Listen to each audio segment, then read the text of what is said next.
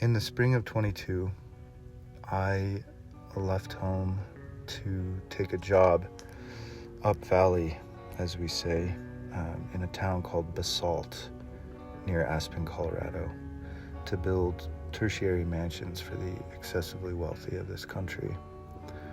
I was working with my sister at the time. We were working together. And she followed shortly thereafter, and my wife and our eldest son Bobby came as well for a time, and my wife was pregnant with our second son Hank, who would come later. But we all stayed in a house in Redstone, Colorado, that was my great grandfather and great grandmother's home. That they purchased, having left Paris and New York to sort of flee the art scenes and get back to a more to get back to a place connected with nature, and to give Frank a large scope and a lot of material in terms of landscapes to explore in his painting.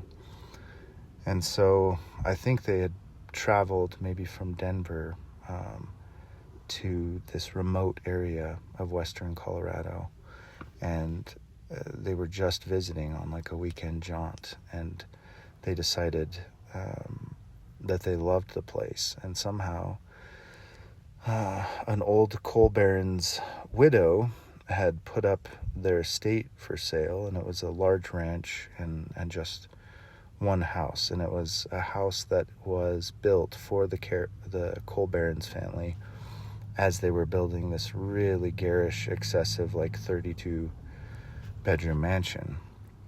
So the coal baron had died, and the widow had put this estate up, and my great grandparents had just happened to be in the region traveling through, and it was basically a ghost town with this small ranch. And so they sprung on the thing and cut a deal for the house and the ranch and the water rights in a very underdeveloped area behind Mount Sopris, just along the Crystal River.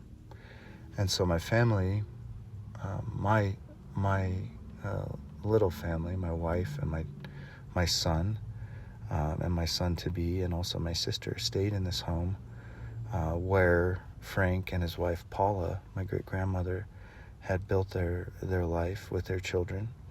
And it is a home full of wonderful relics and unfinished paintings of Frank, of course, because he died when he was 42. And amazing, magazines from Paris, from when he was in Paris for his Guggenheim Fellowship, and so like Minotaur, and these sorts of things, and first edition books, from the 20s and 30s, and it's just, the place is magic, and there's no cell phone service, and it's just near the Crystal River, and there's natural hot springs on the Crystal River, maybe 8 miles away or something, probably less. And we went to stay there, and I had been at the time thinking a lot about visual arts. I mean, historically, I'm a musician, because that's, I had a classical upbringing in music on the piano, and then played the guitar, and then, recorded music and lived in Los Angeles and pursued kind of a professional music career for a time. And visual art was something that I did kind of always as a child. I drew and had an aptitude for it, and it was just sort of this thing that I loved and I did, but it never really occurred to me to explore it seriously the way I had done with music. And I've been hearing a lot of interesting messages from influencers and sages, and the proverbial wisdom seems to be that find the thing that you are exceptional at, and that is your path, and then life becomes easy. And so I'd always thought that music was my gift, and that it would carve out this kind of life of making art and having that be my vocation. I had never really considered drawing, but somehow staying in this house, surrounded by these unfinished paintings, reading the books, reading correspondences from like the Telegraph days,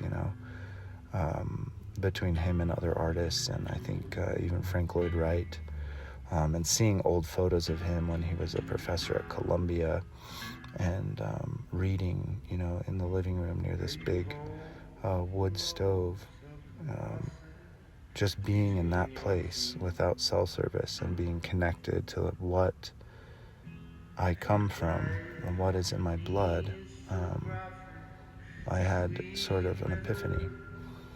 And one day after working with my sister, we stopped along the Crystal River in the small town of Redstone, and we capped our days by picking up a CBD drink, which is a cannabinoid non-psychoactive drink available in Colorado, that is helpful for focus. It's adaptogenic, and it helps with focus and relaxation, and it's just a nice way to sort of relax without abusing substance, as we may tend to do as artists and purveyors of culture, and just free thinkers. So at this point I'd sort of begun playing with sobriety, and we would stop along the river and we would pick up a CBD drink and sit and just look at the river in silence, in perfect silence,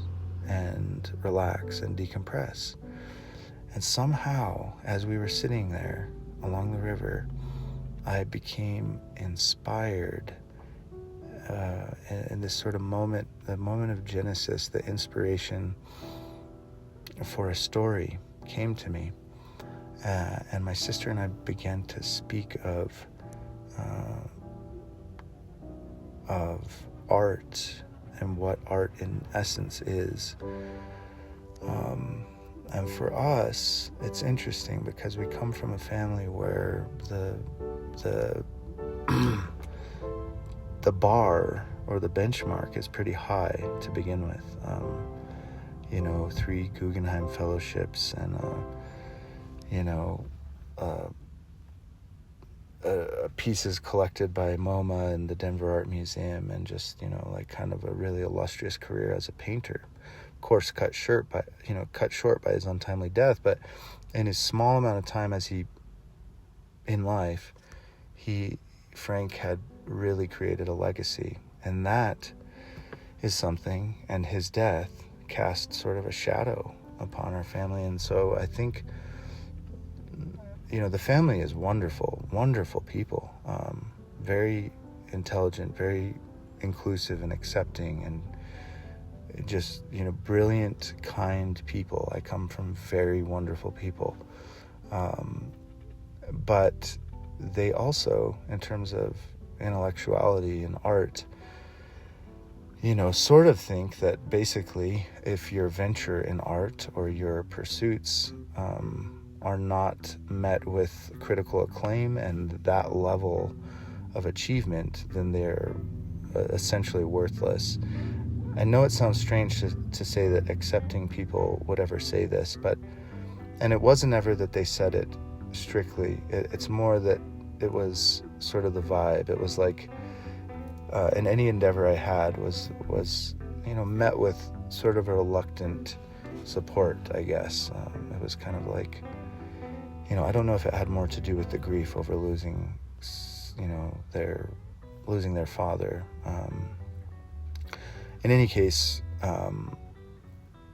I had been thinking about art, thinking about my legacy, thinking about, and in this moment, inspiration, talking to my sister, I sort of realized that all of art seems to be, in essence, to frame or capture like the myriad material nature of our existence, to sort of capture it, whether it's sound or form or color or material, or the word, to capture it and to repurpose it in a way that gives it human meaning, so that we can exchange, our ecstasy and our, infatuation with the play of this place. And it's really just, we're playing with matter, essentially. So in the long trajectory of what we've done as artists I believe, is that we sort of, the moment of mimesis happened, and I imagine it was a child, and they even say that in the Lakav caves, I think it is, or early cave paintings, many of the handprints are from tiny hands, from children. And so all of these ideas came together in this brilliant sort of eureka moment by the river. And I realized that I wanted to write a book called The Myth of Art, about a child, and the story came so quickly. It was a moment of inspiration, and the story rushed at me. Essentially, the story is that of the first artist. And I'm going to pull up a note here because I've, written it down. I actually put out a version of it with with just really basic. I put out a version of it with very basic slides, and I think it was early and it was on the wrong platform. But essentially, the story is this, and I'm talking about all of this because this is my other project that has been something I've worked on for 2 years in conjunction with Art League and everything else I do. But I'm going to tell this story here, and I hope to serialize this story with new art and serialize, mint 1 page a week as an open mint, and do that. And I think that the story is something like 20 pages with illustrations and picture. I'm hoping something like Ram Dass's Be Here Now meets Khalil Gibran. But basically the text is something to the effect of this: in the desert, far from the mad crowd of the world, there stands a tree near a grand river. And ages ago, when the word and existence were still very young and coming into being, there was a child.